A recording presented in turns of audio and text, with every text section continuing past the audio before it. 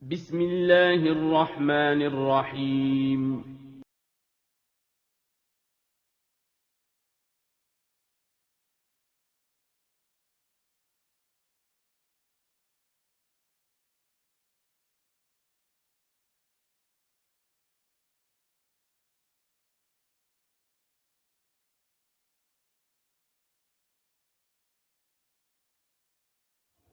Bismillahirrahmanirrahim. Assalamualaikum warahmatullahi wabarakatuh. Alhamdulillahi rabbil alamin. Wassalatu wassalamu ala ashrafil anbiya'i wal mursalin wa ala alihi wa ashabihi ajma'in. Amma ba'du. Kaifa halukum? Ustazah harap semoga pada hari ini kita selalu dalam lindungan Allah Subhanahu wa Ta'ala.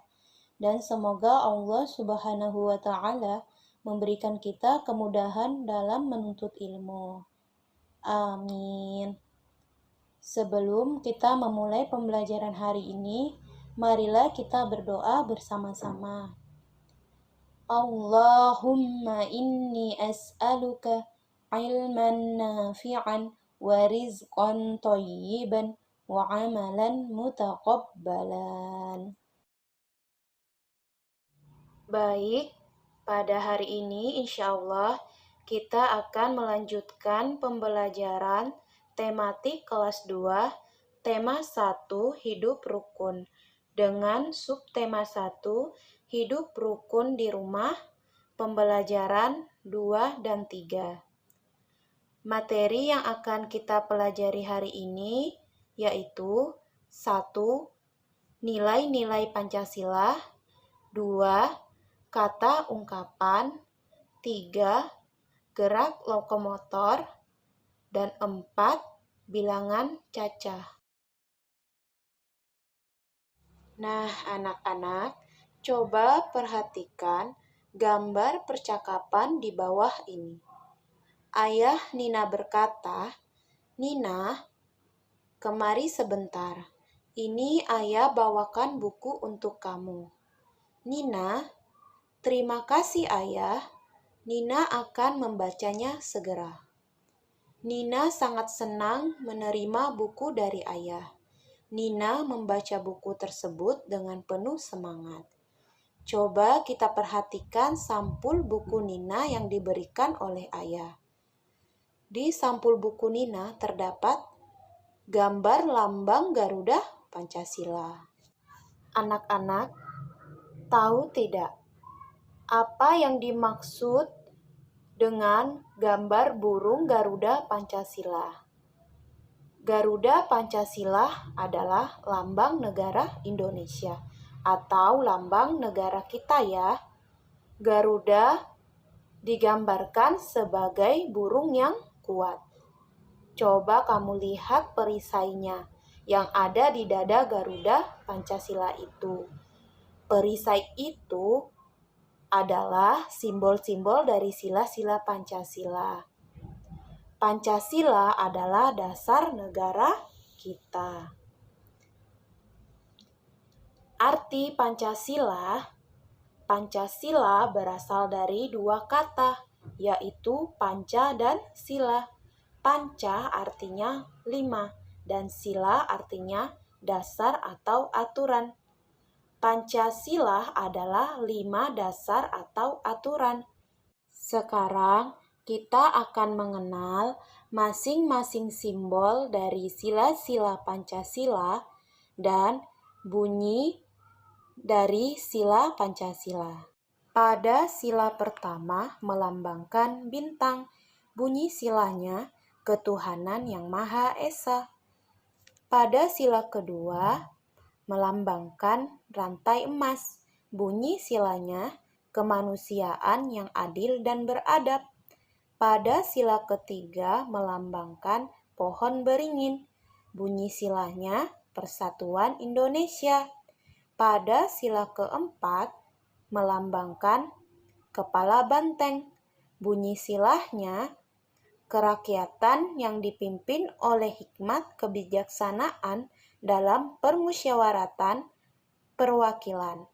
Dan sila kelima melambangkan padi dan kapas. Bunyi silanya, keadilan sosial bagi seluruh rakyat Indonesia. Nah, anak-anak, baru saja kita mengenal simbol dari sila-sila Pancasila. Sekarang, anak-anak coba perhatikan gambar berikut ini pada halaman 17, buku tematik tema 1, subtema 1, pelajaran kedua. Tugas anak-anak adalah mengamalkan nilai-nilai Pancasila pada kehidupan sehari-hari. Nah, coba anak-anak amati dan menurut kalian pengalaman sila keberapa yang ada pada gambar di bawah ini? Anak-anak masih ingat dari kata ungkapan? Kata ungkapan sudah kita pelajari ya pada pembelajaran sebelumnya. Ungkapan adalah kelompok kata atau gabungan kata yang menyatakan makna baru atau kata yang memiliki arti yang berbeda dari asalnya. Semoga anak-anak masih ingat kata ungkapan, arti kata, buah tangan, dan buah hati. Sekarang coba anak-anak membuka buku halaman 18. Kita akan membaca sebuah percakapan yang ada pada halaman tersebut. Nina, Kak, koleksi buku ceritanya kok banyak sekali? Faris, ya Nin, karena setiap diberi uang saku selalu kakak tabung. Lalu hasil tabungannya kakak belikan buku cerita. Nina, wah, kalau begitu kakak suka baca buku ya? Faris, ya Dik, bahkan teman-teman kakak menjuluki kakak si kutu buku. Nah, di sini ada kata ungkapan kutu buku, artinya suka membaca buku.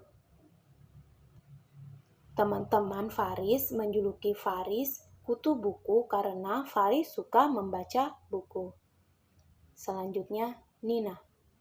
Nina, perhatikan kakak tidak hanya senang membaca buku cerita saja.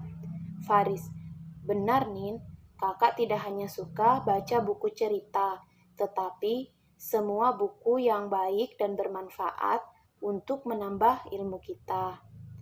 Nina, oh, makanya kakak jadi banyak akal. Faris, kamu bisa aja Nin. Nina, benar kak. Nina lihat meskipun kakak pintar, tapi kakak selalu rendah hati terhadap teman. Kakak juga tidak tinggi hati. Nah, di sini terdapat kata ungkapan rendah hati. Rendah hati artinya tidak sombong, sedangkan tinggi hati artinya sombong. Nina berkata bahwa Faris meskipun pintar, dia selalu rendah hati atau tidak sombong, dan juga tidak tinggi hati atau sombong kepada temannya.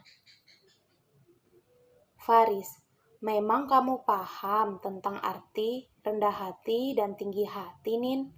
Nina, tahulah kak, rendah hati itu artinya baik atau tidak sombong, sedangkan tinggi hati itu artinya sombong. Faris, hebat juga kamu Nin. Kalau begitu, kamu juga anak yang banyak akal alias pintar. Nina, terima kasih pujiannya kak. Selanjutnya, perhatikan tabel berikut. Pada tabel terdapat kolom ungkapan dan arti ungkapan. Tugas anak-anak mencari kata ungkapan pada percakapan yang telah kita baca, lalu tuliskan pada kolom tersebut. Gerakan lokomotor. Anak-anak, apakah kalian sudah mengenal gerakan lokomotor? Mungkin saja kalian sering melakukannya, namun kalian tidak tahu bahwa gerakan yang kalian sedang lakukan adalah gerakan lokomotor. Gerakan lokomotor adalah gerakan berpindah tempat di mana bagian tubuh tertentu itu bergerak atau berpindah tempat. Lokomotor sendiri diartikan sebagai keterampilan berpindah seseorang dari tempat ke tempat yang lain. Jadi, lokomotor adalah gerak berpindah. Anak-anak, coba perhatikan gambar berikut ini. Yang manakah gambar yang menunjukkan gerakan lokomotor? Ya, pada gambar 2, 3, dan 6. Mengapa hanya pada gambar tersebut? Karena gambar kedua bergerak berjalan ke depan. Gambar ketiga berjalan mundur ke belakang. Dan gambar keenam berjalan mengitari lingkaran. Sedangkan lokomotor adalah gerakan berpindah. Nah, anak-anak, pada pelajaran sebelumnya juga kita sudah mengenal penjumlahan bilangan cacah. Seperti yang telah kita pelajari di pelajaran 1, ada satuan, puluhan, dan ratusan. Di mana 1 kaleng sama dengan 1 atau satuan. 10 kaleng sama dengan 10 atau puluhan. 100 kaleng sama dengan 100 atau ratusan. Perhatikan gambar berikut ini. Kita akan belajar menghitung jumlah tumpukan kaleng di bawah ini. Pada gambar pertama menunjukkan puluhan berjumlah ratusan. Kaleng kedua berjumlah puluhan, dan kaleng ketiga berjumlah satuan. Kaleng pertama ratusan ada 2, berarti nilainya ada 200. Ditambah ada 7 kaleng puluhan, maka ditambah dengan 70. Lalu ada 7 kaleng satuan, maka kita tambahkan dengan 7 lalu kita jumlahkan. 200 ditambah 70 ditambah 7 sama dengan 277.